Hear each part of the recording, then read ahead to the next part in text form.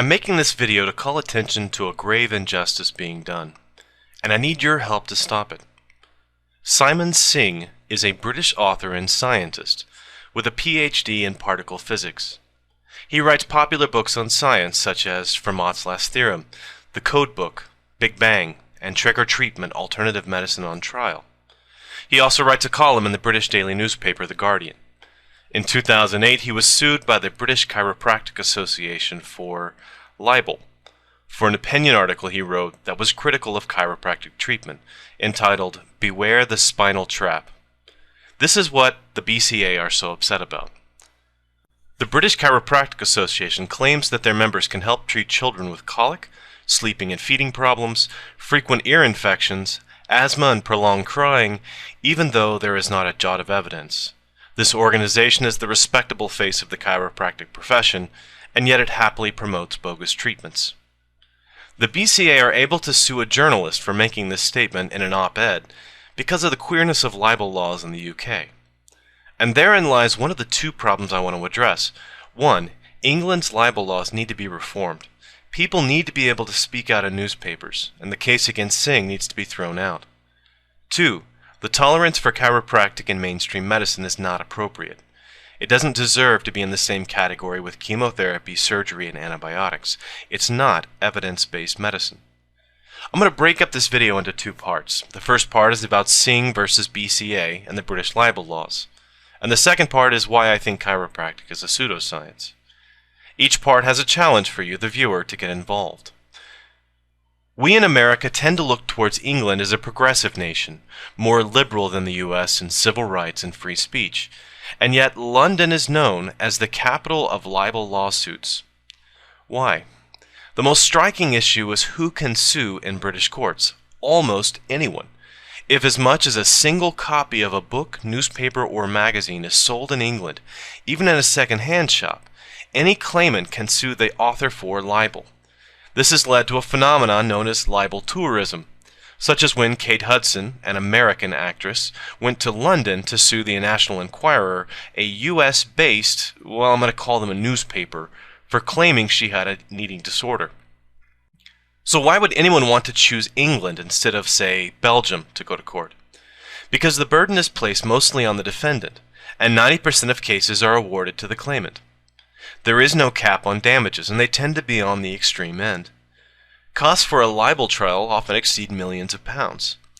Many times the suit is brought by very large organizations against a single journalist, as in the McLibel case, where McDonald's sued David Morris and Helen Steele for distributing pamphlets against McDonald's food, business practices, and ecological impact. Simon Singh has the support of The Guardian for his legal defense, but they aren't obligated to provide him financial support. They could just as easily have left him to his own resources. It's worth reflecting on what libel laws exist for. They're to protect people from undue slander, false factual statements that cause harm to a reputation or an enterprise. They protect personal privacy and well-being, and they provide a barrier to prevent companies from constantly battling false claims. One can imagine a beer company alleging in print that their competitor uses harmful industrial waste in the competing product. They would have a legitimate claim to seek redress for lost current and future sales. But when a journalist, writing an opinion piece, advances the idea that a professional organization is overstating their ability to treat a condition, is it libel? If he had said 5,000 people died last year from chiropractic treatments, and that was not factually true, that would be libel. If he had said that chiropractors do not receive any education, or have lower than average IQs, and it was untrue, that would be libel. What he actually said is, to me, no different than saying that a politician is unqualified to judge a piece of medical legislation because he or she is not a doctor. It's criticism, not damaging misinformation. If we stifle that, or create a special category of protected speech for alternative medicine, debate and a free press will grind to a halt. The crux of the argument in court is over the phrase, "it happily promotes bogus treatments." According to the ruling of the most recent appeals process, on February 23rd, happily implies willfulness, and bogus implies a criminally negligent act of deception. Simon has decided to make a defensive justification. That is, he's going to prove that what he said was true in the essentials, so therefore cannot be libelous.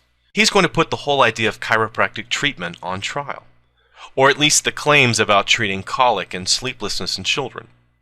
He has a good shot. As I'll talk about in the next video, there is no good scientific evidence that chiropractic is effective at treating anything other than lower back pain.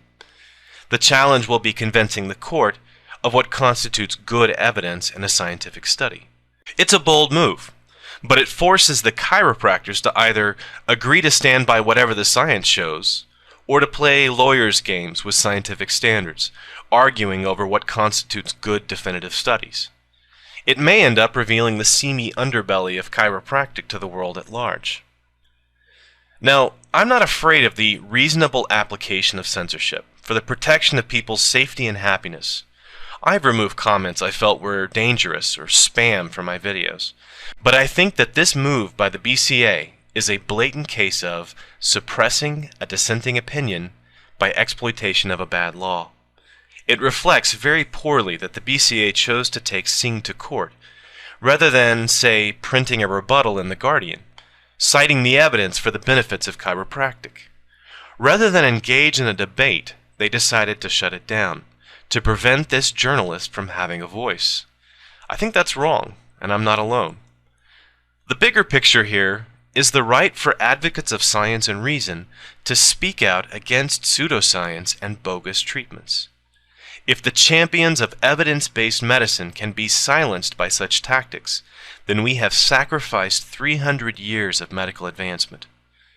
There are things you can do if you feel motivated to help. First, sign an online petition for British libel reform. The link is in the sidebar. And get the word out about Simon Singh on your channel, or your blog, or your Facebook page. You can mirror this video if you like, or make your own.